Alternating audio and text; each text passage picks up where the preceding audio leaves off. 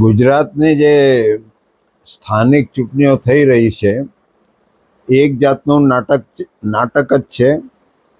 લોકો બિચારા લાચાર છે, બધા લોકો એમનાથી વિરુદ્ધ છે. છતાં બી આ ચૂંટણી દ્વારા જે ફારસ ઊભું કર્યું છે આ લોકોએ, એ સીમાંકનનું જે તૂત ઊભું કરીને જે આદિવાસી એરિયા છે, એસસી એરિયા છે, ઓબીસી એરિયા છે, એની વસ્તી ગણતરીની કરીને ચૂંટણી થઈ ગયા પછી વસ્તી ગણતરી રાખી તો એક રાજ્યની અંદરથી જે વોટ ઓછા થયા છે, કોઈમાં 90 લાખ, કોઈમાં 91 લાખ, તો મોટા ભાગની જે પછાત જાતિઓના જે મત છે એ મતને આ લોકોએ બહાર કરીને ચૂંટણી જીતવાની જે ચેષ્ટા કરી છે. અહીં લોકશાહી જેવું કંઈ છે જ નથી. કેટલી બધી યોજનાઓ, નરેગા યોજનાની અંદર બચું ખાબડ જેવો ગુજરાતનું આખું બજેટ ખાઈ ગયો, છતાં એને કશું નહીં.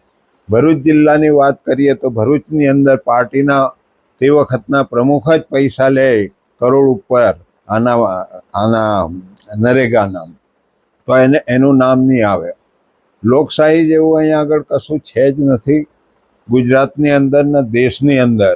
આપણે તો લોકશાહી જેવું નેપાળની અંદર જે સરકાર બની અત્યારે, એવા સરકારનું આગમન ભારતની અંદર થાય તો જ લોકોને ફાયદો થઈ શકે છે, તો જ લોકોનો અવાજ ત્યાં સુધી પહોંચી શકે છે. બાકી એને કોઈ પહોંચાડી શકે એવું નથી.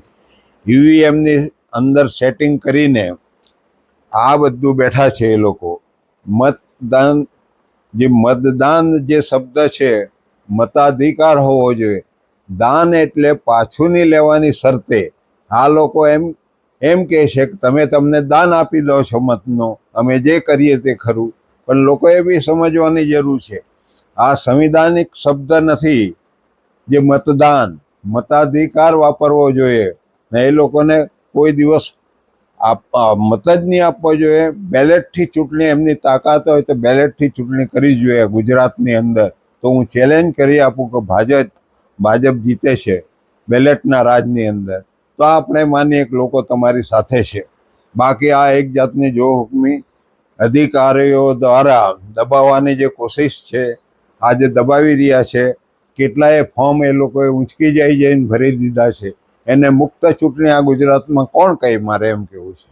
એક જાતની ઇજારાશારી દબાવી દેવાની વાત છે. બ્રાહ્મણ રાજ, હિન્દુ રાજ કરી દેવાની જે વાત છે તે અહીંથી ગુજરાતમાંથી શરૂ કરી છે આવી જો હુકમી કરીને. એટલે આને હું મુક્ત ચૂંટણી કહેવા માગતો નથી અને કહેતો પણ નથી.